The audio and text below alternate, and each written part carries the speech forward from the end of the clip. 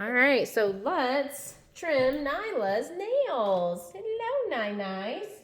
All right, so I do have these little clippers if I need to use these. I recommend if you're going to use little nail clippers that they be very sharp. I like to use a grinder. So this is one I got off Chewy. It's relatively quiet. It does have a couple different settings, like a high and a low.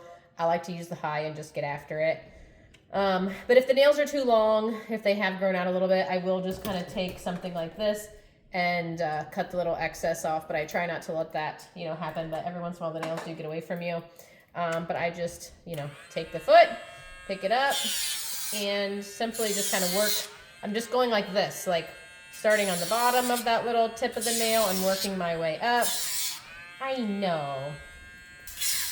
And again, this is one of these things that the dog does not love, but it's important, right? We want them to be comfortable. We don't want their nails to get too long and them to be uncomfortable. So just take that tip of that nail off. It's also great to use a grinder because it creates such a smooth surface. The bottom of the nail is not going to be jagged. If you use regular nail clippers to do the nails, it is going to be like that first day you cut the nail, it's going to be sharp. It's going to have like a sharp edge on it, which isn't great for, you, if your dog's jumping up on you. It also might not be great for certain surfaces. Your dog could scratch your upholstery or something. So this creates such a smoother tip to the nail, which is just nice for everybody, right, Nyla? That's just great for dogs and people. So we're almost done with her front nails. You can notice that it is kind of dusty. I probably should wear some kind of a mask. Probably isn't great to breathe dog nail dust in, but I probably breathe in worse things in a day. So we got her front nails all done. If I was going to show her, I would just clean these up a little bit, make them a little bit smoother, but we're not going to a dog show today. We're just trimming nails. So then I just work my way towards doing the back nails. Do the same thing. A lot of times I find the back nails to be easier. Generally, their back nails wear down better anyways than their front nails. So there's like less to take off.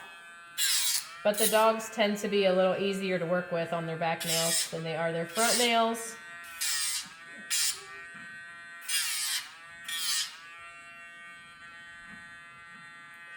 I generally don't start puppies on a grinder right away. Their nails are just so thin and fragile, so I don't usually introduce something like this until they're an adult. Oh, what a good girl. You survived. You look like a hostage. Free the hostage, right? Poor thing. She's being held captive here. And again, this is one of those things that, she doesn't love it, but it's important. It's important for her overall health to have nice, short nails and not have her nails grow long. Yes, it is. And yes, it's a good girl. You did a good job. So I start the puppies. I start adult dogs on this. Usually start using the grinder sometime, maybe not adult, but I at least wait till they're probably 5-6 months old. You could introduce it before that. Anytime I'm introducing something like this, whether it be this or my toothbrush that I use, that's the electric toothbrush, I always just turn it on first.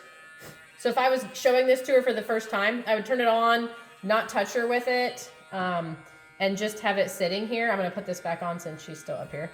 And then I'm not even going to go for their nails first. I'm just going to take it and just kind of rub it on their bodies, get them used to just the feeling of the vibration, and then just kind of gradually work my way, down their leg to the point where, I'm just barely touching. I'm not pushing and really trying to grind a whole lot off.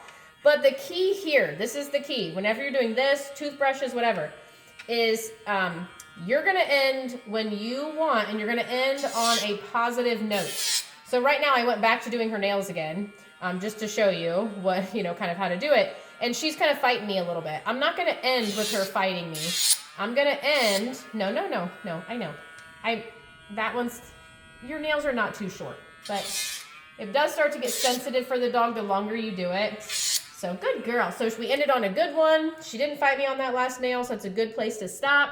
But that's the key. You always stop when you've had some success. Sometimes it has to be little successes and successes for short periods. But you end when you've had success, when you want to, not when the dog has fought you and thinks that it won. Okay? Because then you're just teaching the dog to fight harder, and it gets out of whatever you're trying to do to it. Huh, very good, nice. The hostage can be released now.